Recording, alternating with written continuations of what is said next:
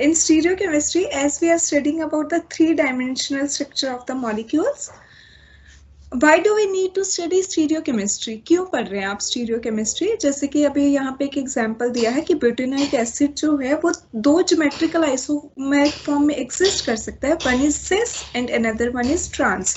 आज मैं आपको सिस और ट्रांस के बारे में ही बताऊंगी अभी जब हम लेक्चर शुरू करेंगे.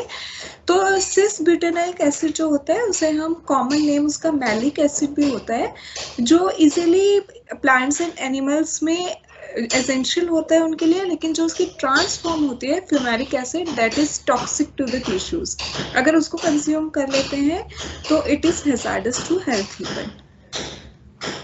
तो हम आइसोमर के टाइप्स पढ़ेंगे, स्टीरियो आइसोमर क्या है, और ये सब चीजें आगे चलती जाएंगी. Chirality centre, CIP rules, optical active Fischer projection, ये पूरा इस चैप्टर में है.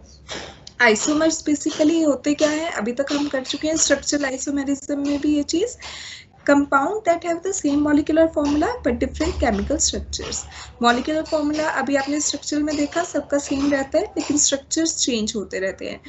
Isomer contain the same number of atom of each element. Carbon, hydrogen, oxygen, nitrogen, they remain same in both the isomeric form but different arrangement of their atoms. लेकिन atoms जो हैं वो थोड़ा differently arranged होते हैं. Arrangement of atoms अलग हो जाती है. Isomers are classified to different type depending on what difference they are between the structure. तो आइसोमर्स को हमने डिफरेंट टाइप में क्लासीफाई किया है. जैसे कि बिल्कुल स्टार्टिंग में मैंने आपको बताया था कि ब्रॉडली दो टाइप के होते हैं, स्ट्रक्चरल एंड स्टीरियो आइसोमर. फिर स्ट्रक्चर को हमने आगे 6 टाइप में डिवाइड किया था. Chain isomer, position isomer, functional group isomer, metamer, tautomer, ring chain isomerism. वो सब किस चीज पे डिपेंड कर रहा था? वो डिपेंड कर रहा था different type depending on what difference they are between the structure, कि उनके स्ट्रक्चर में क्या डिफरेंस है. चेन आइसोमर में जो कार्बन की चेन थी, दो आइसोमर की कार्बन चेन में डिफरेंस आ रहा था. पोजीशन आइसोमर में क्या हो रहा था कि जो आपके दो आइसोमेरिक फॉर्म है उनमें फंक्शनल ग्रुप की पोजीशन या डबल बॉन्ड ट्रिपल बॉन्ड की पोजीशन में चेंज आया था. फंक्शनल ग्रुप आइसोमेरिज्म में क्या हुआ था कि आपका फंक्शनल ग्रुप चेंज हो गया था. इसकी वजह से दो आइसोमर्स जो थे एक दूसरे के, वो डिफरेंट फैमिलीज से बिलोंग कर रहे थे. मेटामर में कोई भी फंक्शनल ग्रुप था उसके around number of carbon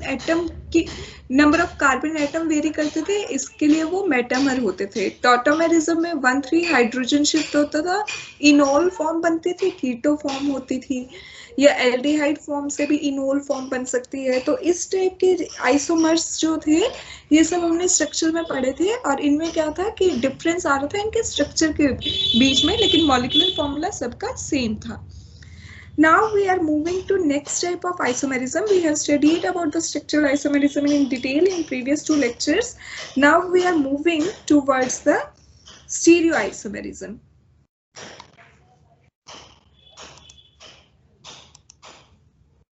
So next is stereoisomerism.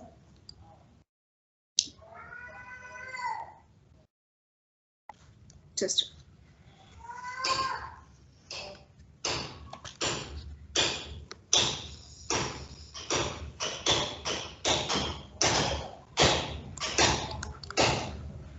stereoisomerism. ठीक है, आज हम stereoisomerism पढ़ रहे हैं. Stereoisomers have identical structure. उसमें क्या था, स्ट्रक्चरल आइसोमेरिज्म में स्ट्रक्चर में डिफरेंस आता था, but stereoisomers have identical structure. इनमें स्ट्रक्चर सेम होता है, आइडेंटिकल स्ट्रक्चर. तो फिर डिफरेंस क्या है? But differs in arrangement.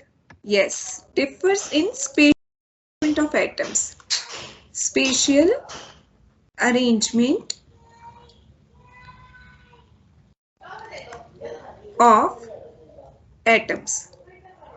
ठीक है, इसके आगे फर्दर 2 टाइप है हमारे स्टीरियोआइसोमेरिज्म के. कौन कौन से 2 टाइप रहेंगे भाई? ऑप्टिकल और ज्योमेट्रिक. ओके, तो पहले हम इसका करते हैं कॉन्फिगरेशनल आइसोमेरिज्म. क्या है कॉन्फिगरेशनल? कॉन्फिगरेशनल और conformational. Okay, configurational and conformational. तो पहला टाइप है configurational stereo isomerism. Configurational stereo isomerism क्या होता है? In this isomerism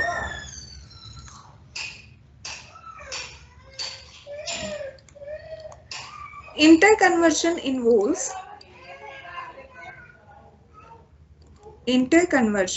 involves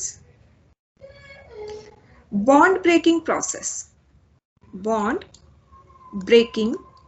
process। इसमें क्या होता है, जब हम एक आइसोमर से दूसरे आइसोमर में कन्वर्ट करते हैं किसी कंपाउंड को, तो बॉन्ड ब्रेक होता है। It involve bond breaking process. So these isomers interconvert with difficulty। इतना इजीली कन्वर्ट नहीं होंगे क्योंकि बॉन्ड ब्रेकिंग प्रोसेस में आपको एनर्जी प्रोवाइड करनी पड़ेगी। बगैर एनर्जी दिए बॉन्ड ब्रेक नहीं हो जाएगा रूम टेम्परेचर पे। So these isomer interconvert with difficulty under normal conditions लिखते हैं हम, क्योंकि हमें एनर्जी प्रोवाइड करानी पड़ती है इसके लिए। अंडर नॉर्मल कंडीशंस तो हो ही नहीं सकते ये। And can be easily isolated, क्योंकि इसमें क्या है कि एक से दूसरे को इंटर कन्वर्ट करना ही मुश्किल है, तो आप इनको easily can be easily isolate कर सकते हैं आप इन्हें। ठीक है, यहाँ तक किसी को कोई दिक्कत है तो बताओ। स्टीरियो आइसोमर्स क्या होते हैं? इनका स्ट्रक्चर आइडेंटिकल होता है but different special arrangement of atom की अरेंजमेंट चेंज हो जाती है। इसमें दो टाइप के हैं, कॉन्फिगरेशनल एंड कन्फर्मेशनल। पहले हम कॉन्फिगरेशनल पढ़ रहे हैं। कॉन्फिगरेशनल में ये कहते हैं क्या होता है, in this type of isomerism interconversion involve bond breaking process. इसमें जब एक आइसोमर को दूसरे आइसोमर में कन्वर्ट करते हैं हम, तो बॉन्ड ब्रेक होता है। बॉन्ड ब्रेक करने के लिए आपको एनर्जी प्रोवाइड करनी पड़ती है। So this isomer can not be easily converted at room temperature. आप इनको नॉर्मल कंडीशंस में इंटर कन्वर्ट नहीं कर सकते और हम इन्हें इजीली आइसोलेट भी कर सकते हैं। यहाँ तक कोई दिक्कत थी किसी को? मैम दोबारा दिखाना वो पहले वाला। लीजिए।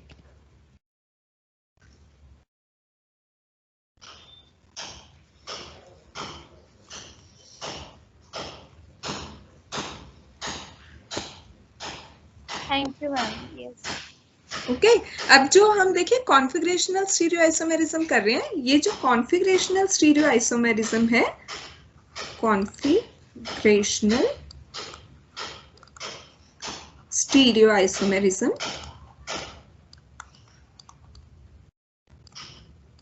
ये फर्दर दो टाइप का होता है। ठीक है, एक होता है आपका इसमें geometric isomerism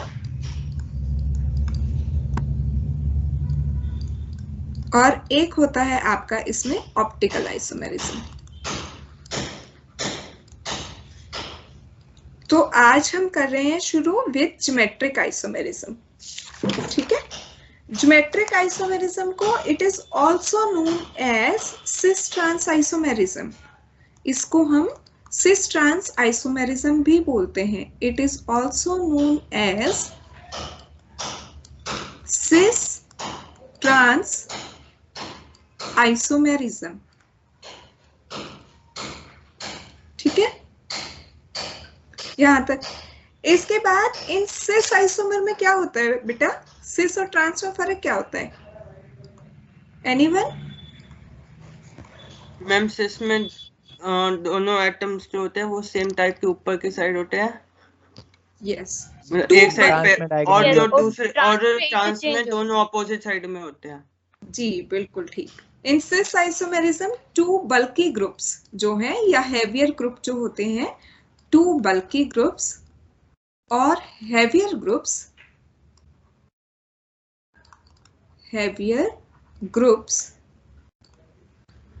are on same side of the double bond, are on same side पे होते हैं। अभी जैसा आप लोगों ने बताया, are on same side of the double bond। ठीक है, but in trans isomer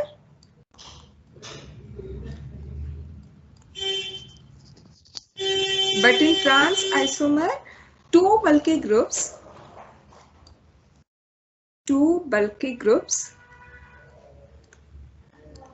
are on opposite side. ठीक है, लेकिन ट्रांस में दोनों बल्कि ग्रुप अपोजिट साइड में होते हैं. सिस में बल्कि ग्रुप सेम साइड में होंगे, ट्रांस में बल्कि ग्रुप अपोजिट साइड में होंगे. आप लोग मेरे सामने नहीं हो, नहीं तो मैं आपको एक बॉल एंड स्टिक डायग्राम से ये बना के भी दिखा देती, बट हम कोशिश करते हैं. एग्जाम्पल देखिए, अगर मैं एग्जाम्पल लूं, ब्यूट 2 इन का ले लेती हूँ. 4 कार्बन लिए, ब्यूट में 2 इन, मतलब सेकेंड और थर्ड कार्बन के बीच में डबल बॉन्ड लगा दूं. हाइड्रोजन पूरा कर दें, CH3 CH CH and CH3. ठीक है, अब इसमें क्या है, ये वाली कार्बन और ये वाली कार्बन मैं सिलेक्ट करती हूँ. ये कार्बन दिखाई मैंने, और यहाँ पे अगली कार्बन,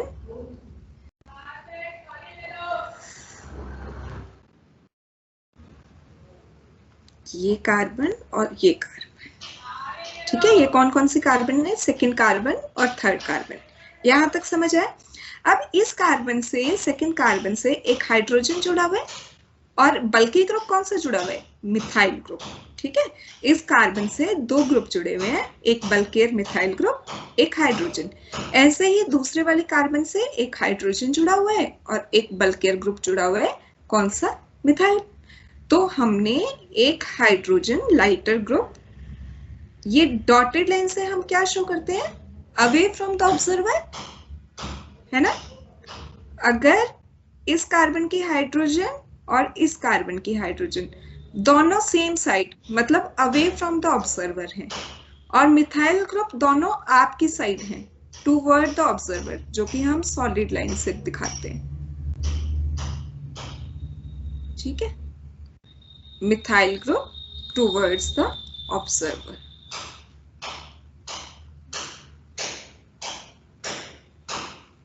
सेम साइड पे है, तो ये कौन सा आइसोमर बना, बल्कि ग्रुप दोनों कार्बन पे टूवर्ड्स द ऑब्जर्वर है, और हाइड्रोजन दोनों अपोजिट द ऑब्जर्वर है.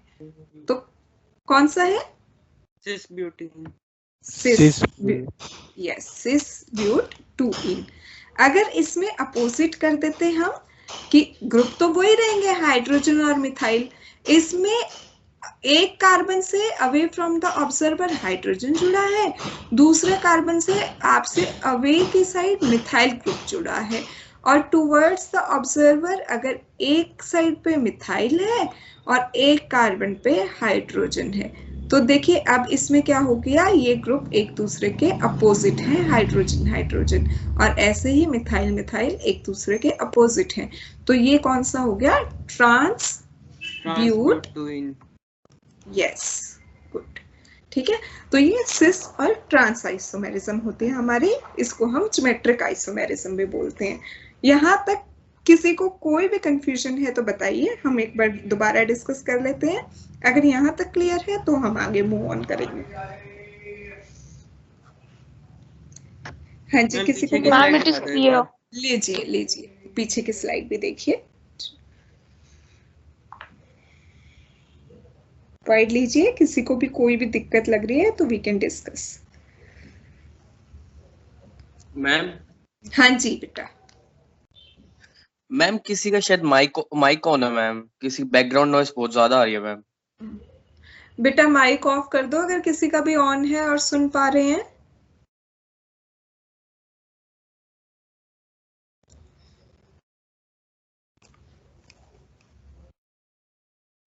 अभी भी आ रही है? नो मैम, अब नहीं आ रही. Thank you ma'am.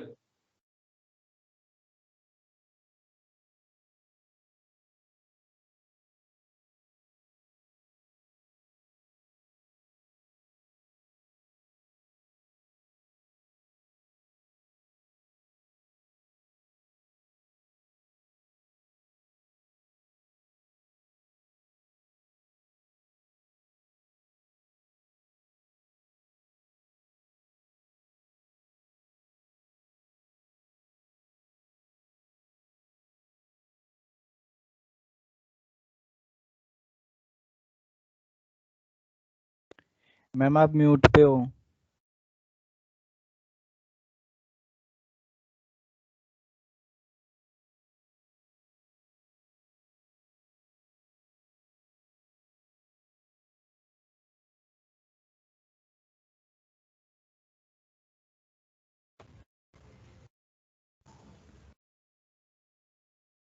हाँ जी, now am I audible to you people? Yes ma'am. Yes ma'am. Yes, ma'am. Yes. Okay okay, तो हम ज्योमेट्रिक आइसोमेरिज्म कर रहे थे। ज्योमेट्रिक आइसोमेरिज्म में ये आपको बोल रहा है कि ज्योमेट्रिक आइसोमेरिज्म होती क्यों है। Geometric isomerism is due to spatial geometry associated with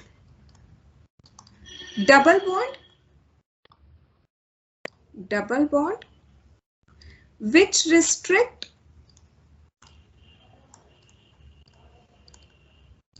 rotation about it।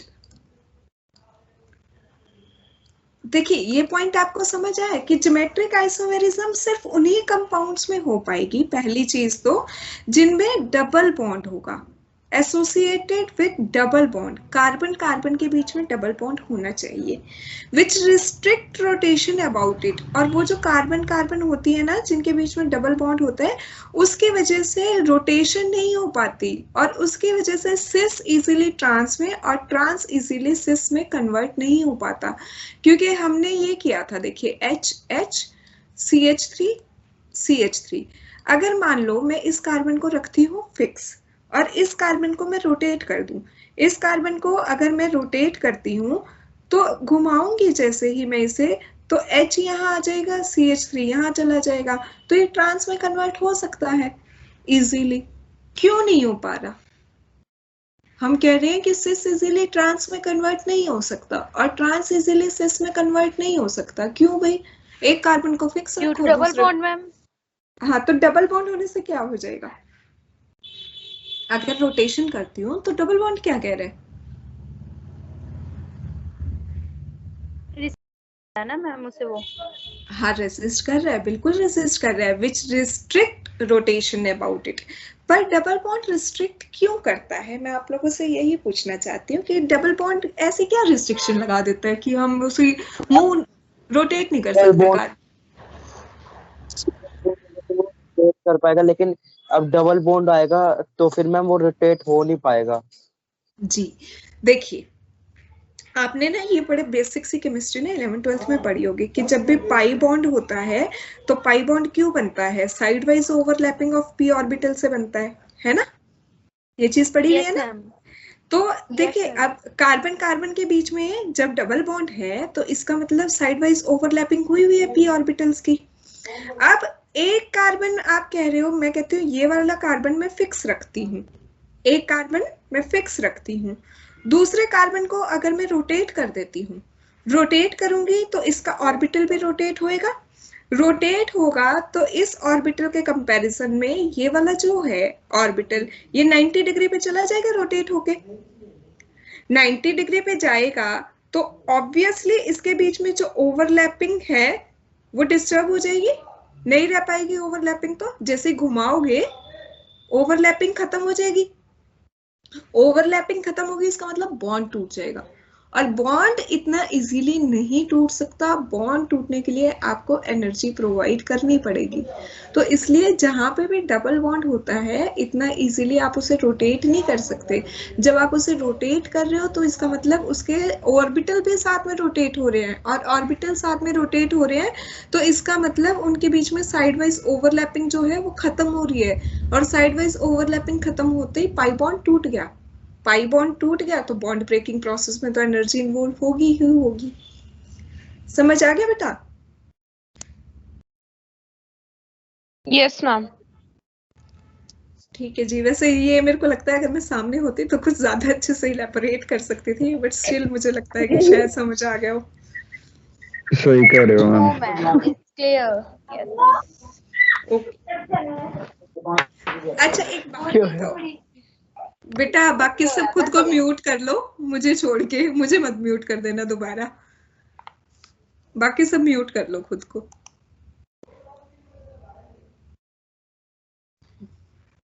Done.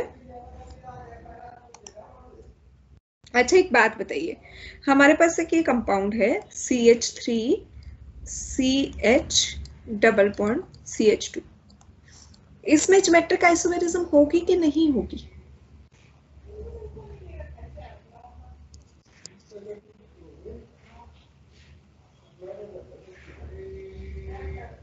Anyone? Ma'am repeat ma'am होगी तो फिर एक दोनों तरफ हाइड्रोजन होंगे डबल बॉन्ड के। मैं बस ये पूछ रही हूँ। हाँ ठीक है, मैंने आप यस मैम हो जाएगी। यस मैम हो जाएगी। Okay good. और यस मैम हो जाएगी। चलिए हो जाएगी। आप सब कह रहे हैं हो जाएगी, तो हम इसे थोड़ा सा बना के देख लेते हैं। C डबल बॉन्ड C, ये वाली कार्बन ले ली, ये वाली कार्बन ले ली, इस कार्बन पे एक मिथाइल लगा हुआ है, इस कार्बन पे अगर बात करें तो एक हाइड्रोजन और एक मिथाइल लगा हुआ है, एक लगा दी हमने हाइड्रोजन, एक लगा दिया हमने मिथाइल। इस कार्बन पे दोनों हाइड्रोजन है, हाइड्रोजन हाइड्रोजन, तो अब सेम साइड पे है हाइड्रोजन हाइड्रोजन सिस, अपोजिट साइड पे भी है हाइड्रोजन हाइड्रोजन ट्रांस। कौन सी आइसोमेरिज्म है, सिस है कि ट्रांस है?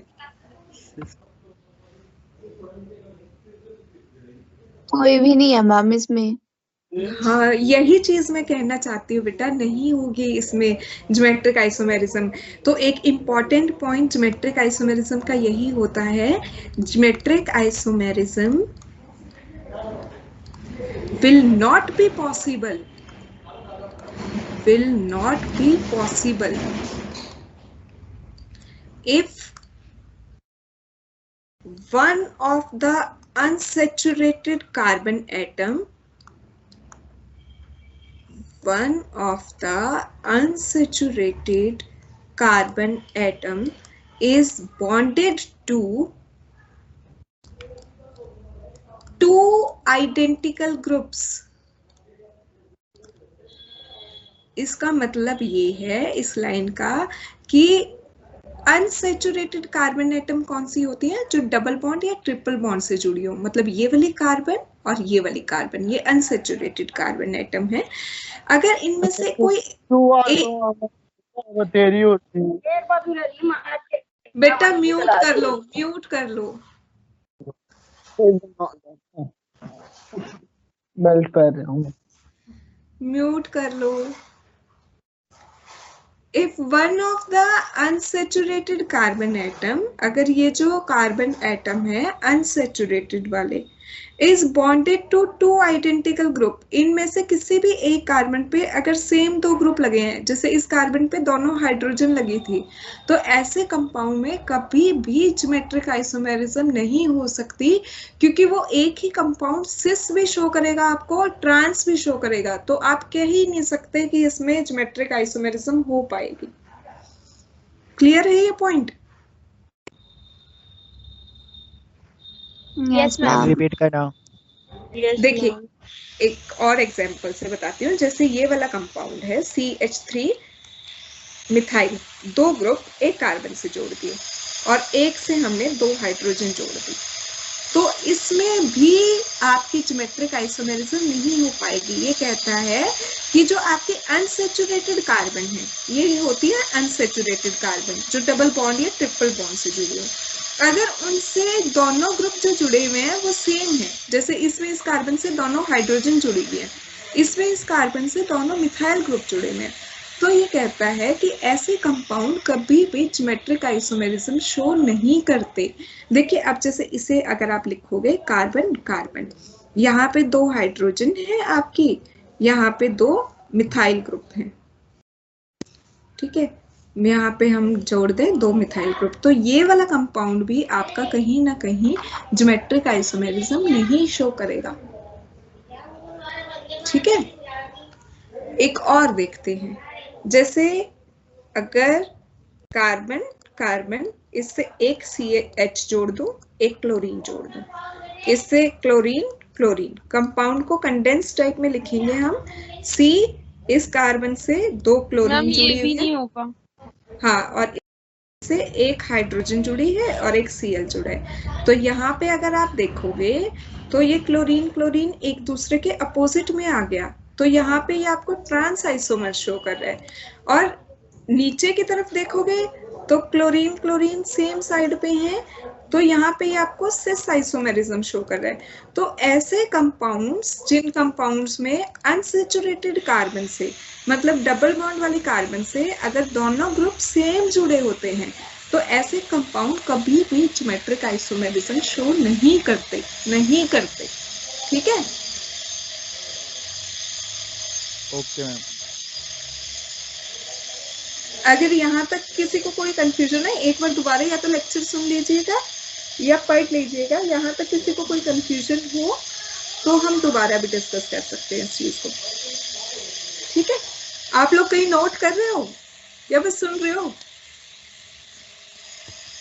नोट। अच्छा जी, नोट कर रहे हैं मैम। तो ना एक लास्ट पॉइंट और है इसका, इसकी प्रॉपर्टीज हम कल डिस्कस कर लेंगे। ऑल्दो 5 to 6 मिनट लगेगी, पर सुन लो, वो एक बार डिस्कस कर चुकी हूँ मैं पहले भी ये पॉइंट तुम्हारे साथ। लास्ट पॉइंट है ज्योमेट्रिक आइसोमेरिज्म का, क्योंकि इस पर ना 5 मार्क्स का शॉर्ट नोट आता है। Right short note on geometrical isomerism, 5 marks का क्वेश्चन आएगा। तो आपको थोड़ा सा ज्योमेट्रिक आइसोमेरिज्म के बारे में बता के उसके एग्जाम्पल्स देके फिर उसकी प्रॉपर्टी बनाओगे, तो आपका मुश्किल से शीट का एक पेज भर पाता है। तो 5 मार्क्स में उतना तो देखो लिखना पड़ेगा। अब इसके बारे में हम और क्या लिख सकते हैं? The restricted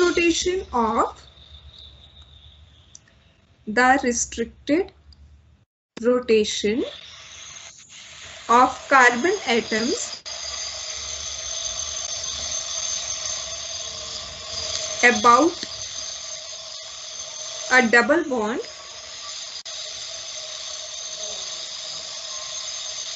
is main cause for geometric isomerism.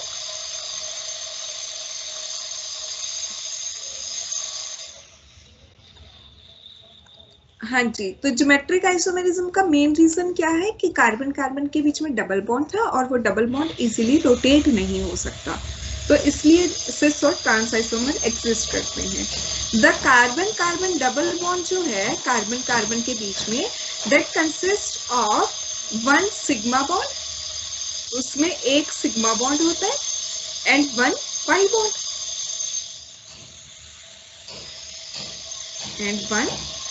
एक सिग्मा बॉन्ड है, एक पाई बॉन्ड है। The rotation about carbon carbon bond, अगर आप फिर भी रोटेट करने की कोशिश कर रहे हो, the rotation about carbon carbon double bond possible नहीं होती, इज नॉट पॉसिबल, क्योंकि अगर आप रोटेट करोगे तो क्या होगा, अभी डिस्कस किया था हमने, अगर रोटेट करोगे तो क्या होगा, बॉन्ड ब्रेक हो जाएगा। कौन सा बॉन्ड टूटेगा? ओवरलैपिंग टूट जाएगी एंड वो एनर्जी इवॉल्व करेगी। Ma'am sideways overlapping. हाँ, तो उससे पाई बॉन्ड ब्रेक होगा ना। यस मैम, और एनर्जी इवॉल्व होगी। एनर्जी बेटा कंज्यूम होगी, आपको एनर्जी प्रोवाइड करनी पड़ेगी बॉन्ड को ब्रेक करने के लिए। ठीक है, okay ma'am. It would result in breaking of pi bond. Pi bond जो है वो ब्रेक होगा, और ब्रेक करने के लिए the breaking of pi bond, the breaking of pi bond involves, उसके लिए क्या होता है, एब्सॉर्ब करेगा वो एनर्जी को, absorption of energy, absorption of about 251 kilojoule per mole of energy, which is not available, which is, बेटा बाकी म्यूट कर लो, which is not available at room temperature, इतनी एनर्जी रूम टेम्परेचर पे अवेलेबल नहीं होती। Hence rotation is restricted, hence rotation is restricted, इसलिए rotation ही नहीं हो पाती, और रोटेशन नहीं हो पाती तो सिस ट्रांस में और ट्रांस सिस में कन्वर्ट नहीं हो पाता। And you can say and atoms और groups, atoms or groups attached to the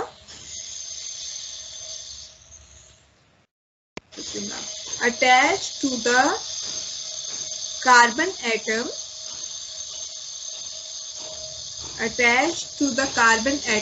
around the double bond के अराउंड जो एटम अटैच है around the double bond get fixed, उनकी पोजीशन फिक्स हो जाती है, वो रोटेट ही नहीं कर पाते, get fixed. If the group, ये अभी जो पॉइंट बताया था last, if the group attached, अगर ग्रुप सेम है, if the group attached to the carbon atom are different, if the group attached to the carbon atom are different, two different types of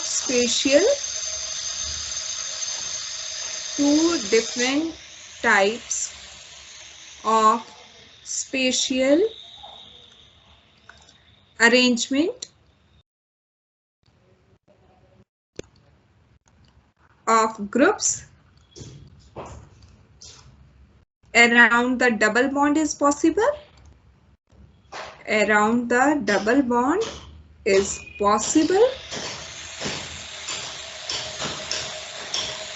और उससे क्या हो जाएगा, producing cis and trans isomer, तो फटाफट एक बार दोबारा ये पॉइंट बताती हूँ जो भी हमने लिखा है। The restricted rotation of carbon atom about the double bond, double bond के अराउंड जो कार्बन एटम्स हैं जो उससे जुड़ी हुई बॉन्ड से, वो मेन कॉज होती है ज्योमेट्रिक आइसोमरिज्म का, उन्हीं की वजह से सिस ट्रांस एग्जिस्ट करते हैं। सी डबल बॉन्ड सी जो है, इसमें एक बॉन्ड आपका सिग्मा बॉन्ड होता है, दूसरा बॉन्ड जो होता है आपका वो पाई बॉन्ड होता है। अगर आपने इसमें एक कार्बन को फिक्स करके दूसरे कार्बन को रोटेट करने की कोशिश करोगे तो it would result in breaking of pi bond, उसकी वजह से पाई बॉन्ड टूट जाएगा। और पाई बॉन्ड को तोड़ने के लिए इन्वॉल्व्स एब्सॉर्प्शन ऑफ एनर्जी, आपको एनर्जी प्रोवाइड करनी पड़ेगी नियर अबाउट 251 किलो जूल पर मोल, जो कि रूम टेम्परेचर पे अवेलेबल नहीं होती, इसलिए कभी भी रूम टेम्परेचर पे सिस ट्रांस में और ट्रांस सिस में कन्वर्ट नहीं आता, रोटेशन इज रिस्ट्रिक्टेड। और जो ग्रुप या एटम अटैच होते हैं डबल बॉन्ड वाली कार्बन से, उनकी पोजीशन फिक्स हो जाती है, वो इंटरकन्वर्टिबल नहीं हो पाते। If group attach to the carbon atom are different, अगर दो ग्रुप जो कार्बन एटम से अटैच हैं वो अलग अलग हैं, तो उसकी वजह से दो टाइप की अरेंजमेंट हो सकती है कि एक तो दोनों हैवी ग्रुप सेम साइड पे हो जाए, एक दोनों हैवी ग्रुप अपोजिट साइड पे हो जाए, और उसी की वजह से सिस ट्रांस आइसोमेरिज्म एग्जिस्ट करती है। ठीक है जी।